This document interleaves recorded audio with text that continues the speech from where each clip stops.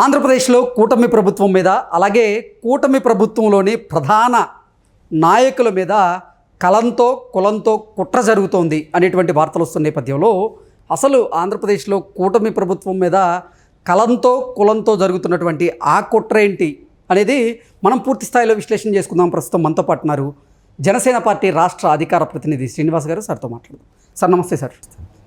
ఆంధ్రప్రదేశ్లో కూటమి ప్రభుత్వం మీద కలంతో కులంతో కుట్ర జరుగుతోంది అనేలాగా కొన్ని వార్తలు వస్తున్నాయి. ఏంటి సార్ ఇంతకీ ఆంధ్రప్రదేశ్ ప్రభుత్వం మీద జరుగుతున్నటువంటి ఆ కలం కులం కుట్ర ఏంటి అంటే ఏం చెప్తారు? కృష్ణ గారు, మీరు అన్నమాట చాలా 100% వాస్తవం. కలం కులం రెండు కుట్రలు జరుగుతున్నాయి. ఓకే. కలం కుట్ర కూడా ఏంటంటే సమాజంలో ఉన్నటువంటి మన ఆంధ్రప్రదేశ్ సమాజంలో ఉన్నటువంటి కొంతమంది సీనియర్ జర్నలిస్టులుగా చెప్పుకుంటున్నటువంటి వ్యక్తులు, అదేవిధంగా జర్నలిస్టుల పేరు మీద వచ్చేటువంటి కొంతమంది జర్నలిస్టులు, వాళ్ళకి జగన్ మీద ప్రేమ కంటే చంద్రబాబు మీద ద్వేషం ఎక్కువ ఉంటుంది. ఓకే. అందరూ అనుకుంటారు చంద్రబాబు గారి సామాజిక వర్గమే కదా వాళ్ళు, మరి ఎందుకు చంద్రబాబు గారి మీద అంత కోపం అంటే ఎన్టీఆర్ని అభిమానిస్తారు, చంద్రబాబు గారి వ్యతిరేకం. ఎలక్షన్స్ ముందు నుంచి మొదలు పెట్టారండి వాళ్ళు. ఓకే. ఈ కలం కుల కుట్ర గతంలో ఓన్లీ అమరావతి ప్రాంతం మీద ఉండేది. అమరావతి ప్రాంతాన్ని ఏం చేశారు, రకరకాలుగా అది ఒక కులానికి సంబంధించినటువంటి ప్రాంతం, ఒక కులానికి సంబంధించినటువంటి వ్యక్తులు లాభపడుతున్నారు అనేటువంటి కుట్ర చేశారు. అనేక రకమైనటువంటి వ్యాసాలు రాశారు, అనేక రకమైనటువంటి సభలు పెట్టారు. అంటే ఒక కులం మీద దాడి చేశారు. దాన్ని కూడా మా పవన్ కళ్యాణ్ ఒక సందర్భంలో అది కూడా మాట్లాడారు. కేవలం ఒక కుల వ్యతిరేకతను పెట్టుకుని మాట్లాడుతున్నటువంటి వీళ్ళు చేసే కార్యక్రమం వలన రాజధాని లేకుండా అయిపోయింది, మనకి రాజధాని మీద కుట్ర జరిగిందన్న మాటలు మాట్లాడారు. సరే, అది గత చరిత్ర. ఇప్పుడు అధికారంలోకి వచ్చిన తర్వాత మళ్ళీ 7 నెలల్లోనే ఏదో రకంగా దీన్ని బ్లేమ్ చేయాలి అనేటువంటి ఉద్దేశంతో ముందు కలం కుట్ర ఎలా జరుగుతుందంటే అమరావతి ప్రాంతాన్ని మళ్ళీ మొదలుపెట్టారు. ఇక్కడ మళ్ళీ రైతులకు వ్యతిరేకంగా భూములు సేకరించారు, రైతులకు అన్యాయం జరిగింది. అదేవిధంగా రాష్ట్ర సంపదనంతా తీసుకొచ్చేసి ఒక అమరావతి ప్రాంతం మీదే పెట్టారు.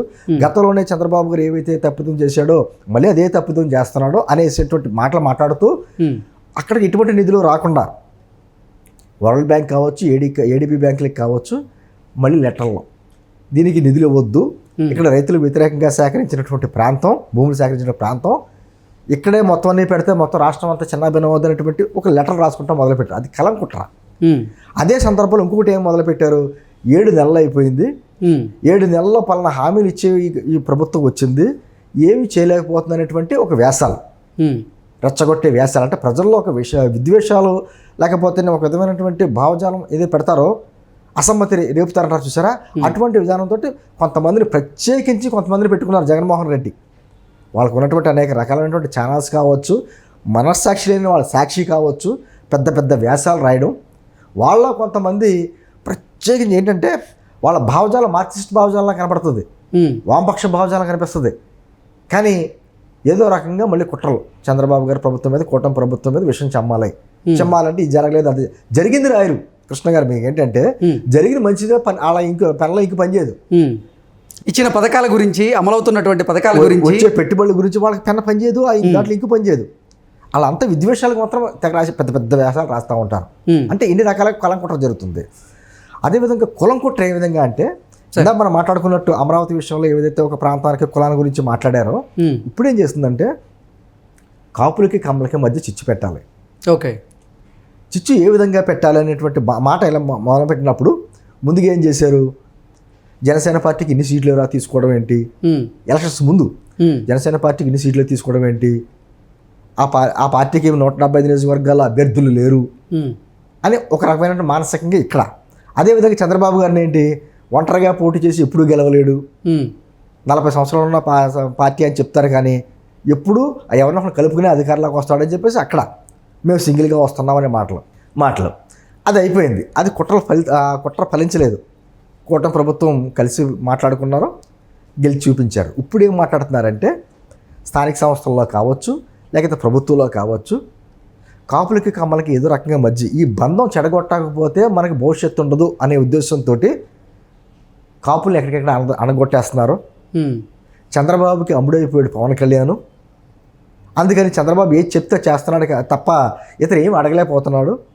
దాంతో మళ్ళీ చంద్రబాబు గారు అయితే పవన్ కళ్యాణ్ గారు అయితే ఏదైతే ప్రకటన చేశారో మరో 10 సంవత్సరాలు చంద్రబాబు గారే ఉండాలి ముఖ్యమంత్రిగాను, మరో 15 సంవత్సరాలు కూటమి ప్రభుత్వం అధికారంలో ఉండాలని మాట్లాడుతున్నాడు. కాబట్టి అంటే కాపులకి ఇంకా రాజ్యాధికారం సాధ్యం కాదా, ఎప్పుడు వాళ్ళకి బానిసలుగా బతకడమేనా అనేటువంటి కుట్రలు అక్కడ.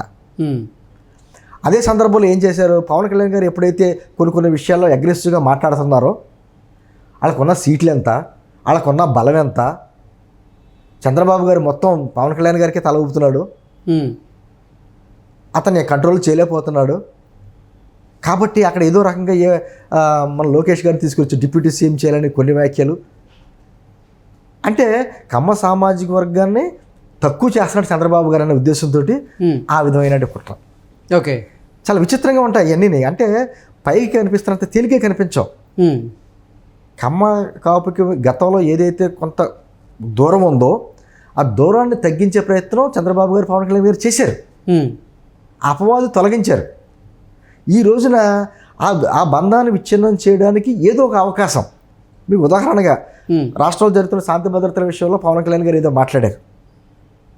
పవన్ కళ్యాణ్ గారు డిప్యూటీ సీఎం కదా, ఆయన ఎలా మాట్లాడతాడు అంటే లేని అధికారాలనే తీసుకుంటున్నాడు, రాజ్యాంగబద్ధ పదవి ఏం కాదు ఉప ముఖ్యమంత్రి అంటే ఇలా పెట్టుకున్నది అంటే కావాలని తెలుగుదేశం పార్టీని కొంచెం సైడ్ చేసి ముందుకెళ్ళాలని ప్రయత్నం చేస్తున్నాడు అనేటువంటి భావం. అది పైకి ఇది తేలిగ్గా నిజమా అనిపించేటువంటి విధంగా రకరకాలైనటువంటి ప్రయత్నాలు ఇప్పటికే జరుగుతున్నాయి.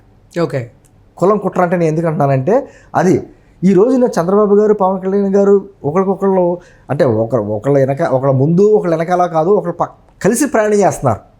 వాళ్ళకు పవన్ కళ్యాణ్ గారు ప్రత్యేకించి మాట్లాడారు, మనం తెలుగుదేశానికి ముందు వెళ్ళట్లేదు, తెలుగుదేశానికి వెనక్కి వెళ్ళట్లేదు, తెలుగుదేశంతో కలిసి చేయి పట్టుకుని మనం వెళ్తున్నామని చెప్పి అంటున్నారు.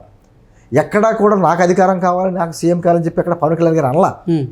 అయినా కూడా ఇటువంటి కుట్రలు అన్నమాట, కులం కుట్రలు. ఈ ఇంత పెద్ద సామాజిక వర్గాలు రెండు కలిసినాయి అంటే భవిష్యత్తులో మనకి ఛాన్స్ ఉండదు అనేటువంటి ఉద్దేశంతో ఏదో రకంగా విచ్ఛిన్నం చేయాలి, మానసికంగా రెచ్చగొట్టాలి అనే ఉద్దేశంతో కొన్ని ఫేక్ ఐడియాలు కూడా క్రియేట్ చేసే సోషల్ మీడియాలో. తెలుగుదేశం పార్టీ ఫేక్ ఐడియాలు క్రియేట్ చేసి జనసేన మీద, జనసేన ఫేక్ ఐడియాలు క్రియేట్ చేసి తెలుగుదేశం పార్టీ మీద గతంలోనే చేశారు, ఎన్నికల ముందు విఫలమయ్యారు, ఇప్పుడు అదే కంటిన్యూ చేస్తున్నారు. ఓకే, ఏదో రకంగా కుటుంబ ప్రభుత్వాన్ని కోల్చాలి. పైగా వాళ్ళ నాయకుడు ఏం చెప్తా ఉంటాడు మాట్లాడితే, ఇంకెలాగా జమిలీ ఎలక్షన్స్ వచ్చేస్తున్నాయి, 2027లో మనమే ఉంటాం అనేటువంటి మాటలు అతను చెప్తూనే ఉంటాడు. ఓ పక్క నుంచి ఆ పార్టీకి సంబంధించిన నాయకులు అందరూ వెళ్ళిపోతున్నారు అసలు విషయం అర్థమయ్యి. కానీ ఇది ప్రజలు కూడా గమనించాలంటున్నాను. మాట్లాడితే ఏదైతే కులంతో చేసే ఈ కుట్రలు ఉన్నాయో దీన్ని ప్రజలు కూడా గమనించాలి.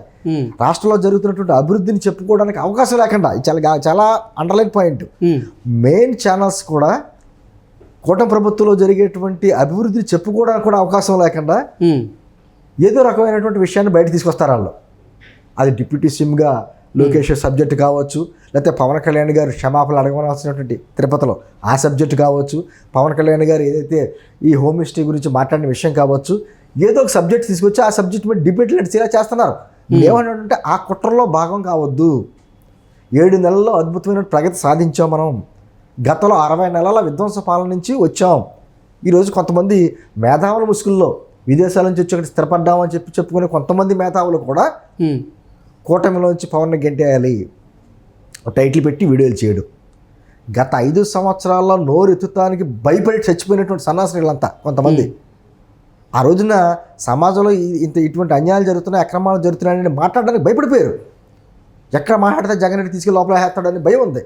ఈ రోజున 7 నెలల్లోనే మాట్లాడేస్తున్నారు. ఓకే, అంటే ఏంటి, ఒక మెతక ప్రభుత్వంలో వీళ్ళకి కనిపిస్తుంది ఏమి చర్యలు తీసుకోలేకపోతున్నారు కదా, అందుకని మనం ఇష్టం వచ్చినట్టు మాట్లాడేయచ్చు అనే ఉద్దేశంతో మాట్లాడతా కొంతమంది వీడియోలు పెట్టేస్తున్నారు. నేనేమంటున్నానంటే సమాజం మీద నిజంగా ప్రేమ ఉంటే విమర్శ చేయి తప్పులేదు, కానీ 7 నెలలు జరిగిన అభివృద్ధి కూడా చెప్పాలిగా. సరే వాళ్ళు అరెస్ట్ చేయలేదు, గతంలో అన్యాయాలు చేసిన వాళ్ళు అక్రమాలు చేసిన వాళ్ళు ఇంకా బయట తిరుగుతున్న వాళ్ళు వారి మీద ఎప్పుడు చర్యలు తీసుకుంటారని అడగడం తప్పులేదు. కానీ అసలు 7 నెలలు ఏమీ చేయలేనట్టు, ఏమీ జరగలేనట్టు ఈ పేడు అనలిస్టులు కొంతమంది ఉన్నారు. వాళ్ళు మొదలుపెట్టి అంటే వాళ్ళు చూస్తానే ఏ పార్టీకి సంబంధం లేని వ్యక్తుల్లా కనపడతా ఉంటారు, విద్యావంతుల్లా కనపడతా ఉంటారు, సీనియర్ జర్నలిస్టులా కనపడతా ఉంటారు. వాళ్ళు చేసేటువంటి విధానం ఏదైతే ఉందో ఏదో రకంగా కూటమి ఇచ్చడానికి ప్రయత్నం చేస్తున్నారు. నిజంగా వాళ్ళకి సమాజం మీద, ప్రజల మీద, రాష్ట్రాభివృద్ధి మీద ఎటువంటి ఆలోచన కానీ విధానం కానీ ఏమీ లేదు. కేవలం ఏదో రచ్చ చేయాలి. నేనేమంటుంటే ఆ ట్రాప్లో పడొద్దు. ఎవరిని అంటున్నా నేను, ముఖ్యంగా తెలుగుదేశం పార్టీ కార్యకర్తలు కావచ్చు, జనసేన పార్టీ కార్యకర్తలు కావచ్చు, బీజేపీ కార్యకర్తలు కావచ్చు, మనం విచ్ఛిన్నానికి ఖచ్చితంగా ప్రయత్నాలు జరుగుతున్నాయి. ఏదో రకంగా కుట్ర చేసి విడగొట్టాలనే ఉద్దేశంతో ఆ ట్రాప్లో పడొద్దు, ఖచ్చితమైన అభివృద్ధి జరుగుతుంది, మన అభివృద్ధి గురించి చెప్పుకుందాం, వినాశనం గురించి వాళ్ళు మాట్లాడుకుంటారు మాట్లాడుకోనని అని మాత్రం నేను చెప్పడం. Okay sir, thank you so much అండి.